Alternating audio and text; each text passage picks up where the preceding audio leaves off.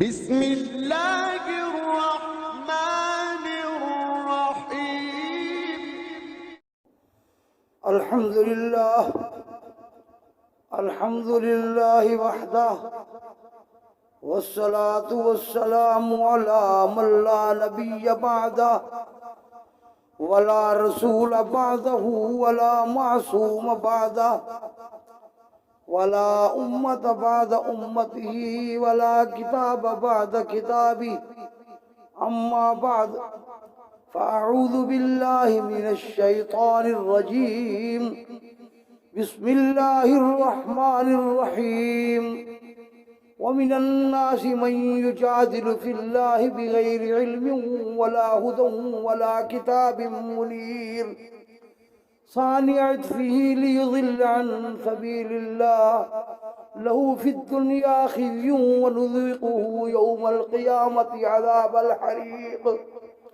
ذلك بما قدمت يداك وأن الله ليس بظلام للعبيد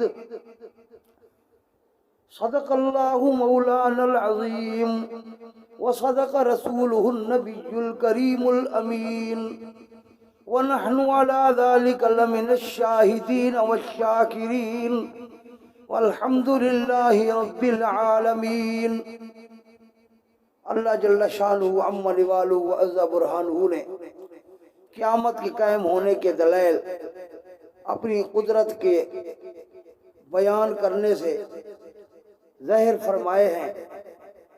کہ انسان کے پیدا کرنے میں اللہ تعالیٰ کی کس قدر قدرت کا اظہار ہے اور خشک زمین کو خدا تعالیٰ کس طرح زندہ کر دیتا ہے۔ ان دلائل کے بعد اللہ نے فرمایا دیکھو مردوں کو زندہ کرنا اللہ کے آگے کوئی شے نہیں، اللہ ہر شے پر قادر ہے، لہذا قیامت قائم ہو کر رہے گی، اس میں کوئی شک نہیں ہے۔ جب اتنے دلائل کے بعد اتنی قوت کے ساتھ خدا تعالی نے بڑی تاکید کے ساتھ وَأَنَّ السَّاعَةَ لَا رَيْبَ فِيهَا وَأَنَّ اللَّهَ يَبْعَثُ مَن فِي الْقُبُورِ، بے شک پکی ٹھکی بات ہے قیامت جو ہے اس کے قائم ہونے میں کوئی قسم کی شک اور پریشانی نہیں ہے، اور مردوں کو اللہ تعالیٰ زندہ کرے گا،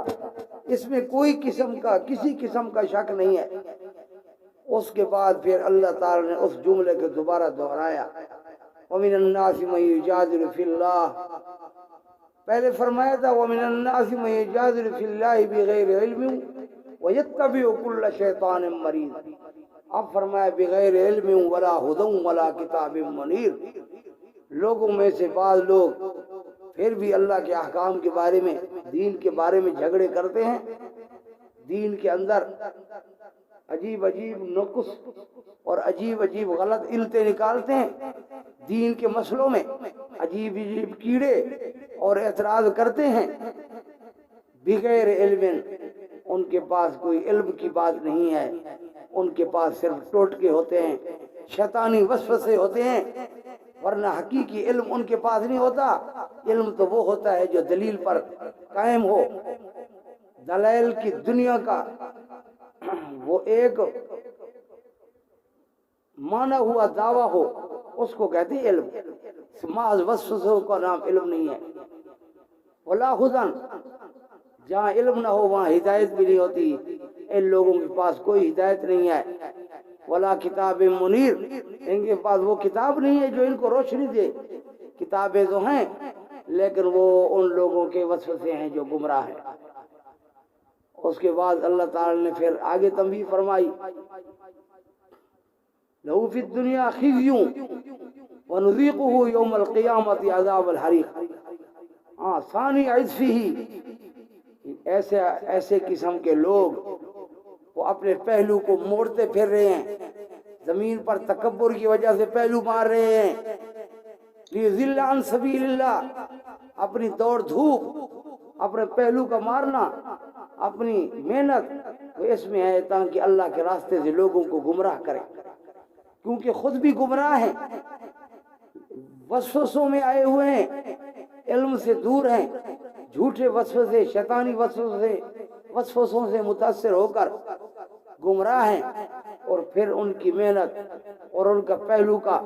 پھیرنا دوڑ دھوپ یہی ہے ان کی کہ لوگوں کو کس طرح گمراہ کریں، لوگوں میں کس طرح بے دینی کا رنگ چاڑیں۔ اللہ فرماتا ہے جو لوگ بے دینی کا رنگ چاڑنے میں مصروف ہیں ان کی ڈیوٹی یہی لگی ہوئی ہے، لوگوں کو بے دین بنانے کی، آخرت سے غافل کرنے کی۔ لہو فی الدنیا خزی، ایسے شخص کے لیے دنیا میں ذلت ہے، محنت کر کر کے تھک جائیں گے، نتیجہ کوئی بھی نہیں ہوگا۔ ان کی محنت یہ ہوگی کہ لوگ گمراہی میں ہیں، مگر خدا تعالیٰ نے جن کو ہدایت دی ہے وہ ان کے پنجے میں نہیں پھنسیں گے۔ اور اس کے بعد دلائل کی دنیا میں اگر اہل حق سے گفتگو ہو گئی تو منہ کی کھانی ان کو پڑتی ہے۔ دلائل کی دنیا میں وہ ایسے پست ہوتے ہیں، فبہت الذی کفر کا مصداق ہو جاتے ہیں۔ اس وجہ سے دلائل کی دنیا میں وہ ذلت اٹھاتے ہیں، اور اگر کہیں اہل حق کے ساتھ جہاد ہو جائے اس میں بھی ان کو پسپائی اللہ تعالیٰ دیتا ہے۔ دنیا میں ان کی ذلت ہے، دلائل کی دنیا میں بھی، اور اگر حق اور باطل کا معرکہ قائم ہو جائے، حق کو اللہ تعالیٰ ظاہری قوت دے دے تو اس میں بھی ان کو ذلت اٹھانی پڑتی ہے۔ وَلَهُمْ فِي الْآخِرَةِ لَهُمْ فِي الدُّنْيَا خِزْيٌ وَنُذِيقُهُ يَوْمَ الْقِيَامَةِ عَذَابَ الْحَرِيقِ، قیامت والے دن ہم انہیں آگ کا عذاب چکھائیں گے، قیامت والے دن انہیں جلائیں گے ہم۔ اور اس کے بعد فرمایا ذالک بما قدمت یداک، قیامت والے دن جب اللہ تعالیٰ ان کو آگ میں ڈالے گا تو ایسے لوگوں کو فرمائے گا، ہر کسی کو یہ سارا کچھ